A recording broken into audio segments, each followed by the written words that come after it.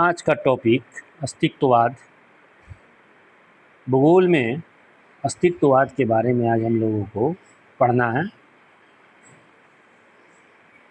तो अस्तित्ववाद को मानववाद के रूप में जाना जाता है। जीन पॉल सार्त्रे अस्तित्ववाद का बहुत बड़ा समर्थक हैं। उन्होंने माना कि अस्तित्व सार तत्व से पहले आता है, यानी सार तत्व अस्तित्व पर निर्भर करता है और अस्तित्व के लिए मानव सर्वप्रथम है। मानव के अस्तित्व के द्वारा ही विश्व का अनुभव होता है। वह अपने चॉइसेस के द्वारा उद्देश्य और प्रकृति निर्धारित करता है। यह मानता है कि यह दुनिया ईश्वर के द्वारा बनाया हुआ नहीं है, बल्कि मानव अपने एक्शन और क्रिएशन के लिए, अपने क्रिया और सृजन के लिए स्वयं उत्तरदायी है। M S. Samuels, Marvin S. Samuels ये भी मानववादी भूगोल और अस्तित्ववादी भूगोल के अग्रदूत माने जाते हैं।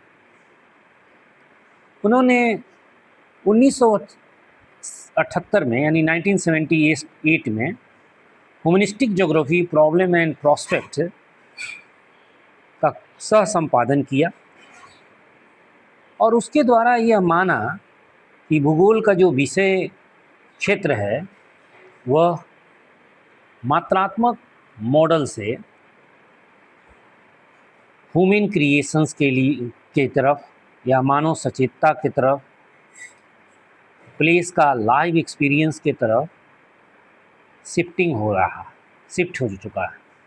यानी अस्तित्ववाद के द्वारा जो मानवीय मूल्य है, मानव का सृजन है, मानव का जीवन पद्धति है, वह मात्रात्मक विधि जिसमें कि भावात्मक या मूल्यों का कोई जगह नहीं था, का परिवर्तन होकर मूल्य आधारित व्यवस्था में ट्रांसफ़र हो गया।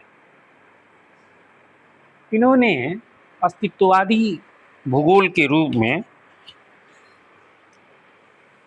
एक एसे लिखा, एन एग्जिस्टेंशनल ज्योग्राफी 1981, और उसके माध्यम से बताया कि कैसे एक स्पेस जो कि एब्स्ट्रैक्ट स्पेस है, मानव क्रिया के द्वारा मीनिंगफुल प्लेस में परिवर्तित हो जाता है। अर्थात एक नेचुरल स्थान मानव के क्रियाविधि के द्वारा वह स्थान के रूप में, प्लेस के रूप में परिवर्तित हो जाता है।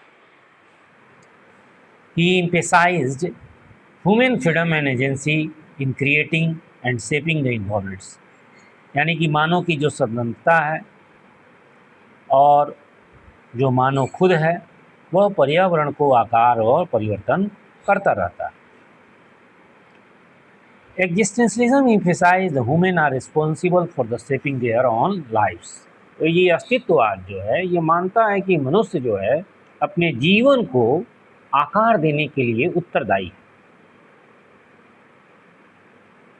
It states personal freedom, individual choice and personal commitment, यानी कि जो अस्तित्ववाद है वो व्यक्तिगत स्वतंत्रता, व्यक्तिगत इच्छा और व्यक्तिगत कमिटमेंट के लिए बल देता है। और इस तरह से ये प्योरली ऑब्जेक्टिव और डिटर्मिनिस्टिक अप्रोच का, जो कि क्वांटिटिव ज्योग्राफी का था, को एक चैलेंज देता है। और इस तरह से अस्तित्ववाद, प्रत्यक्षवाद, नियतिवाद और अतिरेक मात्रात्मक विश्लेषण का विरोध करता है और भूगोल में मूल्य, स्वतंत्रता, व्यक्तिनिष्ठता, क्वालिटी ऑफ लाइफ, स्पिरिचुअलिटी, इन सबों के अध्ययन पर बल देता है। इस तरह से यह मानता है कि एग्जिस्टेंस प्रीसीड इसेंस, यानी अस्तित्व सार तत्व से पूर्व आता है। मानव अपने प्रत्येक गतिविधि के लिए फ्री है उत्तरदायी है और अपने निर्णयों के प्रति अकाउंटेबल है, उत्तरदायी है।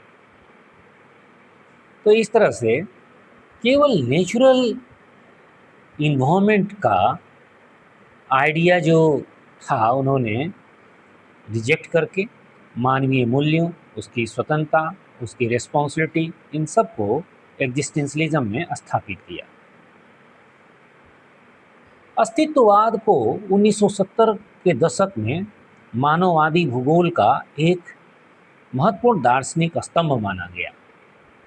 यूफू तुआन, एडवर्ड रेल्फ, एन.ए. बॉल्टिमर, ये सब विद्वान इस आंदोलन को आगे बढ़ाए।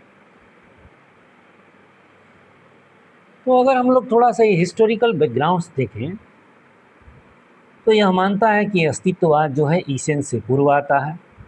ह्यूमन का फर्स्ट एग्जिस्टेंस है, यानी मानव का पहला अस्तित्व है, और अपने action, decision, emotional bonding, creating meaning in the spaces, landscapes around them. और मतलब मनुष्य जो है अपने क्रियाविधि, अपने निर्णय, अपने भावात्मक मूल्यों के द्वारा एक स्पेस को मीनिंगफुल प्लेस में बदल देता है। Tuan widely considered the father of humanistic geography, मानवतावादी भूगोल के वो पिता माने जाते हैं यूफू तुआन, जिन्होंने एग्जिस्टेंशलिज्म थ्योरी का प्रयोग किया और स्पेस को प्लेस में बदल दिया। और इस तरह से इसी प्लेस को टोपोहीलो कहा गया, लव ऑफ प्लेस, यानी किसी भी स्थान पर जो जहाँ का मनुष्य होता है उसके साथ उसका अफेक्शन होता है, उसका लगाव होता है। इसी तरह से एडवर्ड रेल्फ जो हैं उन्होंने अस्तित्ववाद और घटनापरक के संकल्पना को एग्जामिन किया और बताया कि कैसे एक सेंस ऑफ प्लेस होता है जिसमें मानवीय मूल्य वगैरह सब कुछ होते हैं। तो ये सब चीज़ें हम लोग देख पाए। एनी बॉल्टिमर हैं, इन्होंने मार्टिन हेडगेर्स का बीइंग इन द वर्ल्ड, संसार में होने, इन सब विचारधारा का उपयोग किया और बताया कि प्रतिदिन के जो हमारा व्यक्तिगत अनुभव है उसमें व्यक्ति का प्रभाव पड़ता है। इसी तरह से डेविड आर ली है, इन्होंने अस्तित्ववादी विचार को पर्सनल रिस्पॉन्सिबिलिटी के लिए आधार माना, यानी कि अस्तित्ववाद हमारे पर्सनल रिस्पॉन्सिबिलिटी पर टिका हुआ।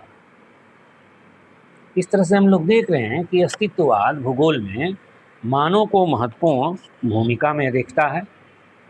मानव अपने प्रतिदिन के डे ऑफ लाइफ में अपने एक्शन, अपने डिसीजन, इन सब से इन्वायरमेंट को प्रभावित करता है और पर्यावरण में हर गतिविधि के लिए मनुष्य स्वयं रिस्पॉन्सिबल है। तो यहाँ पर ये सब हम लोग देख पाएँ और कंक्लूजन के रूप में देखें तो अस्तित्ववाद ह्यूमन के अस्तित्व पर बल देता है और मनुष्य के पर्सनल एक्सपीरियंस, उसके फ्रीडम ऑफ चॉइस और लैंडस्केप को समझने में, उसको आकार देने के लिए वह उत्तरदायी माना जाता है। Thank you.